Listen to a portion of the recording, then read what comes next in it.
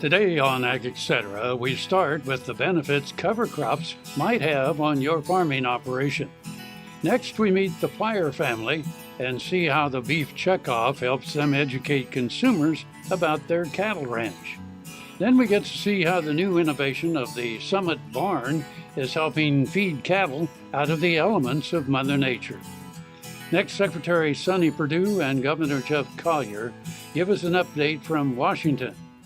And we end learning about vestibular stomatitis on horsing around.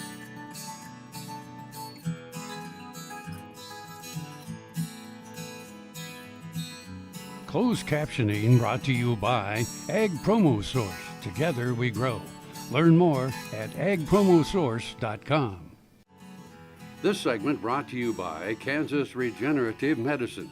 Your stem cells, your health, your life. You grow a cover crop ahead of a wheat crop. The cover crop uses water that affects the subsequent wheat crop yield. So how can we grow these cover crops in our systems and take advantage of the benefit of the cover crop? One thing that we think you can do is to use the cover crop for forage. So that is what we are testing here. We are either harvesting our cover crops for forage as hay, or we are grazing the cover crops. So behind me are two treatments. The one on my right is the cover crop that we hayed. We planted a cover crop and hayed it. And then the one here, this treatment is wheat after a cover crop that we grazed. One thing that we have been looking at is when we planted these cover crops, we harvest them for forage. Some of the forage yields that we have been getting, if you plant the cover crop right after wheat harvest, we are getting about 3,800 pounds per acre. But when we planted a full-grown cover crop with some fallow period, you're getting about close to about 7,000 pounds per acre on average. But the forage quality between when you plant after wheat or you plant a full-grown cover crop are not different.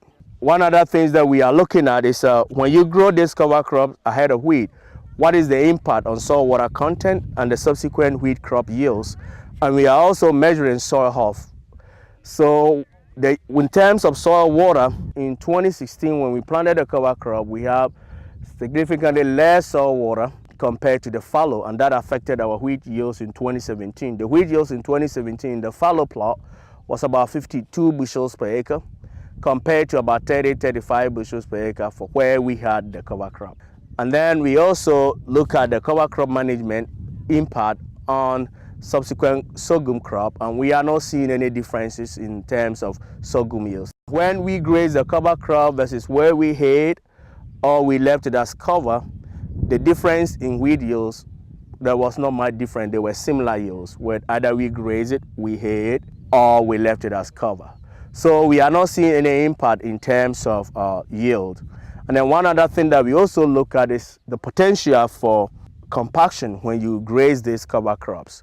Well, when we took the soil samples the first year, we saw some compaction, but it just in the top 2 inches. But in 2016 and 2017, we didn't see any impact on bulk density. If the goal is to grow something as a biomass to provide cover, or something that you can graze or hay, then going simple. The oat and triticale mix or a single cover crop of triticale will provide you adequate biomass for grazing or adequate biomass for cover. Watch Ag AM in Kansas online at agaminkansas.com. Ag Promo Source is a unique group of marketing specialists with one mission: help your ag business grow. Each affiliate has their own area of expertise, and they work together to bring you advice, products, and services. To get started, visit agpromosource.com. Ag Promo Source. Together we grow. Sure Crop Fertilizers was started by my father, Don Sherman, and my mother, Shirley Sherman. Family business that started in the 80s. We predominantly focus on plant nutrients and what we can do to give growers better responses with the fertilizer dollars that they do, and what we can do to make those things work better for the grower. based out of Seneca, Kansas. We work with growers in their soil analysis to figure out what they need, and then we can put those in a blend that gives them the best results, and so that we can deliver that direct to their farm so that they have those nutrients where they need them, when they need them, and so that they can apply them in a manner that's very efficient to them and works well on their planting systems and what they're doing. Sure Crop Fertilizers has been around for a long time. We always say we're big enough to take care of everything you need, but yet we're small enough to do it quickly. You can get a hold of us at 1-800-635-4743. Our website is surecropfertilizers.com, and you can always email me at Corey@surecropfertilizers.com, and with any questions you have, we'll be glad to answer it and work with you. Buffalo Bill Cody earned his legendary title in Oakley. Bring the family and come celebrate Oakley's pioneering history and unique geography at two sites, the Buffalo Bill Cultural Center and the Fick Fossil Museum. Cody's statue marks his achievements and welcomes visitors to the Cultural Center. The Fick Fossil Museum houses world-class fossils and artifacts. You'll find Oakley at the hub of U.S. Highways 83 and 40 and I-70. Stop for the legend. Stay for the day. Discover Oakley. This segment brought to you by Kansas Wheat. Learn more at rediscoverwheat.org. Your investment in the Beef Checkoff is opening new doors for beef. Today and tomorrow, our commitment to long-term planning helps ensure your profitability from one generation to the next. Hello, this is Caleb Plyler & Son Charolais. This is my son Hook and my wife Brianna. And we operate a purebred Charolais operation in Hope, Arkansas.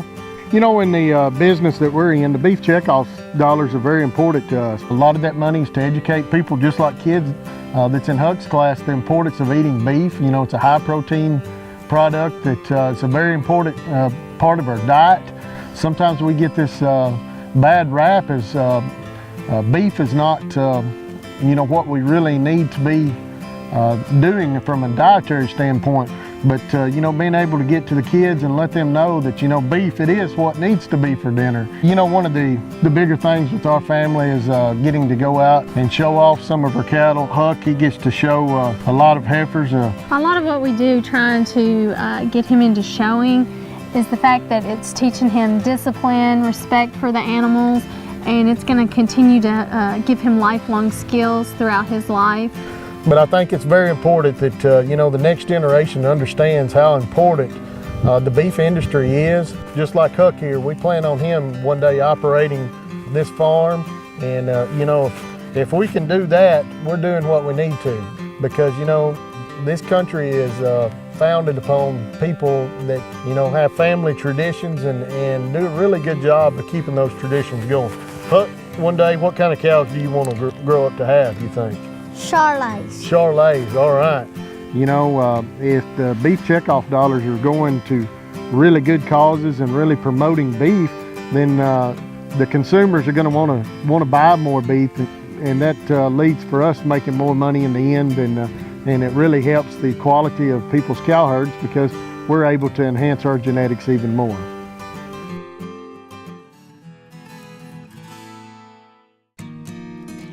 We do business with Blueville because of the quality of their work. It is excellent quality, and because they make a commitment to their customers. We enjoy the benefits of hiring a good company to help us maintain this home. We will always do business with Blueville. We have for many, many years, and there's no reason for us to look for any other service.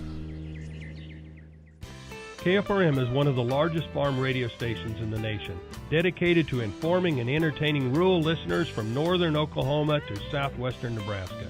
You can catch KFRM in many ways, of course, 550 on the AM dial, streaming at kfrm.com, or on your smartphone by going to the TuneIn Radio app, or on Ag AM in Kansas on Tuesdays and Facebook every day of the week. KFRM, tune us in. You'll be glad you did.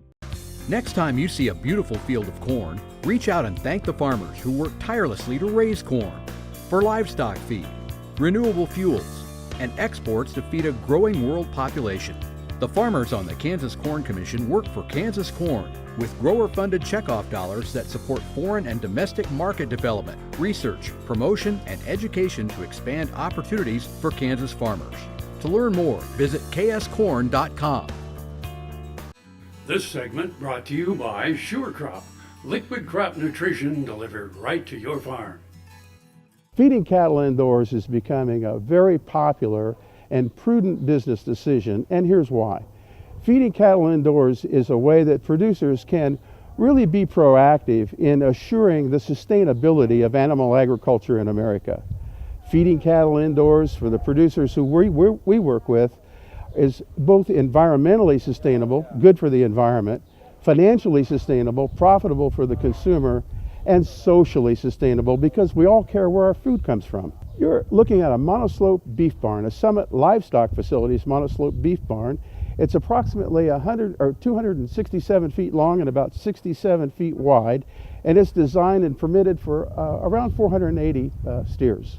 We are in eastern Clinton County, next to the river. I'm standing with my wife Melissa, who helps with the operation. We took the operation over in '02 after my dad passed away. There was a 200 head outside lot here with 2 buildings, load out facility that we tore down. I mean, your efficiency is so much better in this barn. You're not going to get it on every group. I mean, they're not all going to do great in here, but for the most part, your efficiency is there. Your per pound a day gain is so much easier to put on, I'd say, than outside because you don't have the fluctuation in the heat. You know, in the winter they get more sun coming in from the south, keeps the cattle more comfortable, and having the north end open gives you more airflow in the summer. The pit is 10 feet deep. It's covered with cement slats, and over the top of that is EasyFix rubber mats. EasyFix rubber mats provide extremely good cattle comfort, so the cattle get traction. They're comfortable, and they acclimate very quickly to being in this facility. Yeah, in the confinement building with the rubber mats being down on top of the slats, there is no cleaning. The cattle work the manure through. The rubber has a slatted hole that fits the slat, so they work it right down into the pit. That's why we chose this over a deep bedded, because you got to make so much more bedding and it's a lot more manpower to do all that. I've got pump outs on the outside of the pits, 1 on each end, 2 in the middle, and we put pumps down in, stir them for about 3 hours, and then we apply it to the ground. Manure is giving us savings on chemicals, fertilizer. We've got it figured so much per head to make it pay for. It's coming out between that probably $1,500, $1,600 a head space, more than I wanted to spend, but with what we had to do. But I'm hoping to gain that back in efficiencies and the manure management. Cattle feeding is growing as we watch the herds transcend out of the southwest United States because of the drought that's been going on, and out of California. We're seeing more and more herd expansion in areas like Iowa. But we're also seeing it a little bit in South Dakota and Nebraska and Missouri and states like Indiana and Illinois. And we're doing business now in Missouri and Kentucky and maybe a little bit in Tennessee as well. So we're seeing just a renewed interest in animal agriculture and especially feeding cattle indoors. Summer is busy at Tarwater Farm and Home. We have just about everything you'll need for your summer projects, and we're consistently competitively priced. Tarwaters can help make your grass and garden grow. And we have a huge variety of equipment to cut it. If you have a farm, Tarwaters has the products and equipment to keep it going strong. And our expanded parking lot will make it even more convenient to shop. So come see us at Tarwater Farm and Home in Topeka. Fort Wallace was the fightingest fort in the West. Fossils, Indians, soldiers, scouts, wagons, trails, pioneers, stories. Discover the story of Fort Wallace and the people who served here, the people who fought here, the people who settled here. Wallace County, where the past is present. The Kansas Wheat Innovation Center in Manhattan is rediscovering ways to get improved varieties and new genetics in the hands of farmers faster. Grower-led and checkoff-funded research initiatives are bringing about positive change. This grassroots leadership provides a strong voice in Topeka and Washington, D.C. Now is the time to partner with Kansas Wheat in moving wheat forward. Kansas Wheat Commission and Kansas Association of Wheat Growers. Farmers investing in their future and yours. Log on to rediscoverwheat.org. Valley Vet Supply is devoted to providing information and professional quality products at reasonable prices. Valley Vet Supply. This segment brought to you by Kansas Corn, Learn more at kscorn.com. You know, farmers don't need a lot of excuse to worry. That's part of who we are. But the fact is, I tell the president, he agrees with me, they're some of the most resilient, patriotic Americans that we have. And the hope and faith that farmers have and display each and every year, putting those seeds in the ground, birthing those calves every year. I don't see how they do it. These trade disruptions is just part of that. They have weather, pests, and everything else to comply. Markets, we know that farm income's down 50%. Debt and cash flow are down. Debt's up, cash flow's down. And the president appreciates that. He told me, he said, Sonny, when you're out there, you tell the farmers, I'm not going to let them bear the brunt of any of these trade disruptions. We recognize what they do, we recognize how important it is to it, and we're not going to expect them to be the only soldiers in this battle. Yeah, he said to me as well, you know, that he's committed to growing the farm economy. That's a major part of our export market, and that he sees it as a long-term opportunity. He's very committed to it. I was curious, since K-State is moving towards more of a grad school-focused university, how will the NBAF program or facility impact agricultural research here at K-State? Well, again, it'll be a great place to work for one thing, and many of your students going on to masters and PhDs in these kind of fields. It'll be a great opportunity.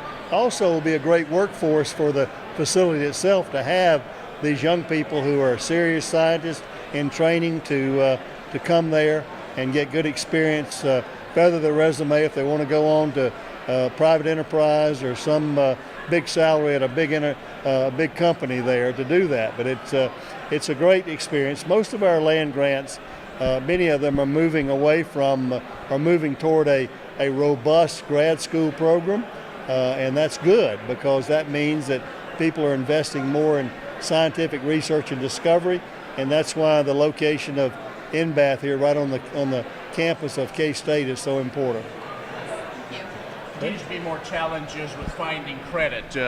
All indications are next in the June meeting of the Fed, they're going to raise interest rates.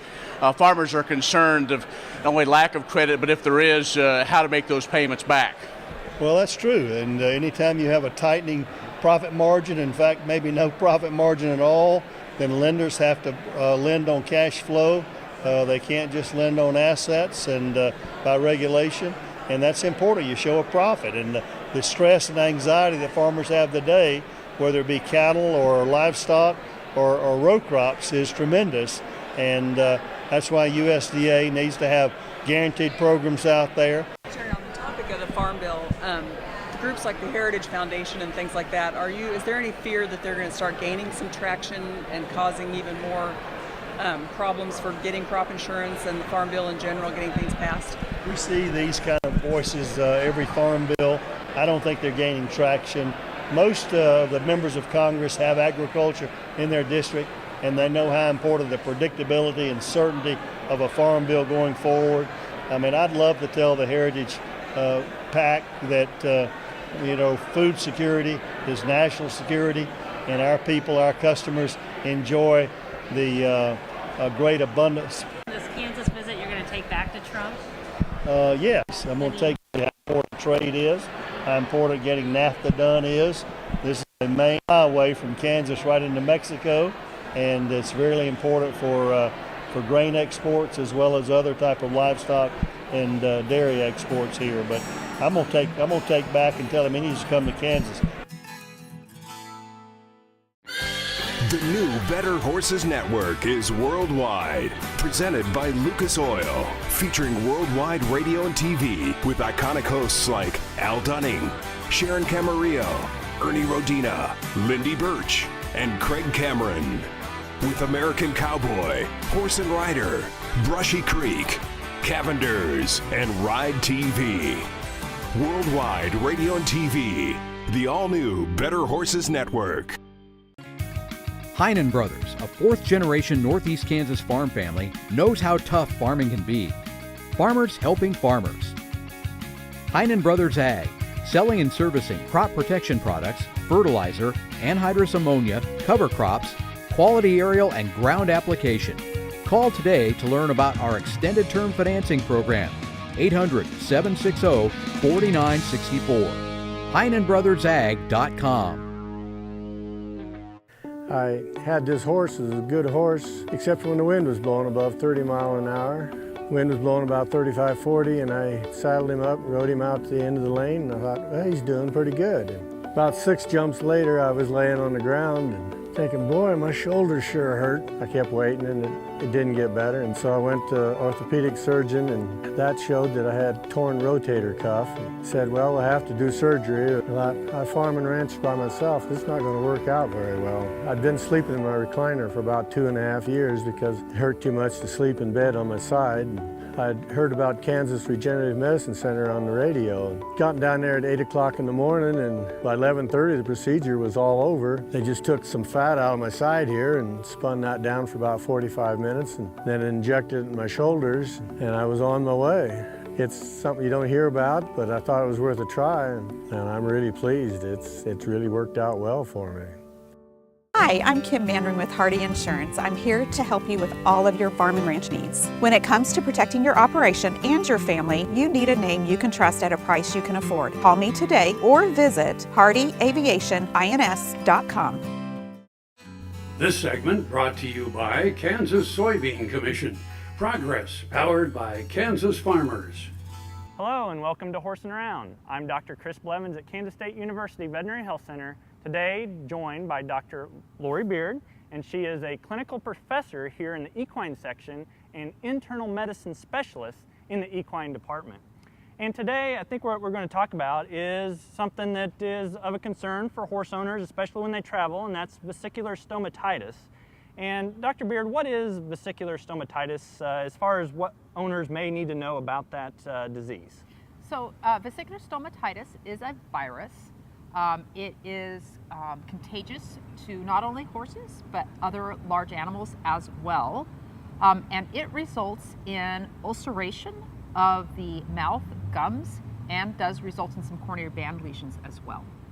And so with that virus and what owners would see clinically being that kind of mouth type aspects, the lesions within the mouth or maybe even the coronary band, what else would an owner be concerned with that disease? Would there be anything else? Do they feel sick or anything else? Yeah, so they do start out with a fever. So that might be the first thing. You notice the animal, depressed, not eating very well. The other thing you might notice is difficulties eating, maybe a lot of salivation. So that would prompt you to probably take a look in the horse's mouth to see if you see any erosions that are resulting in this. Okay, and then the other thing would be, how do horses get this disease? Yeah, very good question. So this is actually carried by a large number of different insects. So that's how it's probably spread from horse farm to horse farm. But certainly the other thing that can happen is once a horse starts showing clinical signs, or any other large animal, then it could be spread by direct contact or things like fomites, such as hands, water buckets, those sort of things.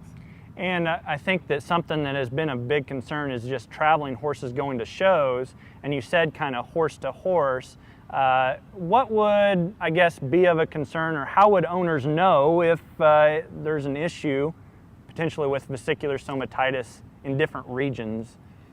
So I think that right now there is an outbreak going on in the western part of the United States. Yep. I think there's 5 states that are having an outbreak currently right now.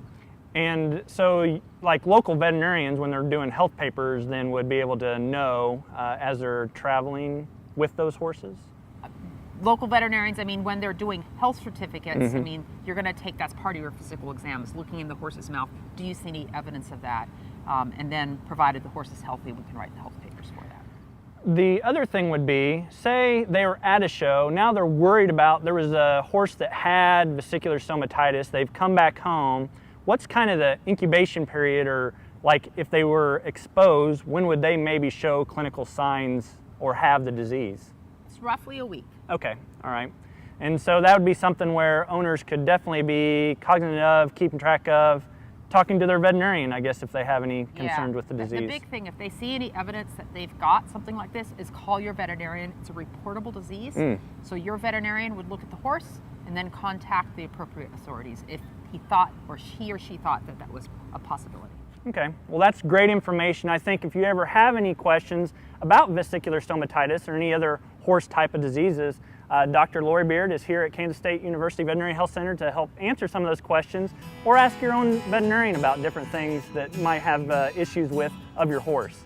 I'm Dr. Chris Blevins for Horsing Around, and we'll see you around.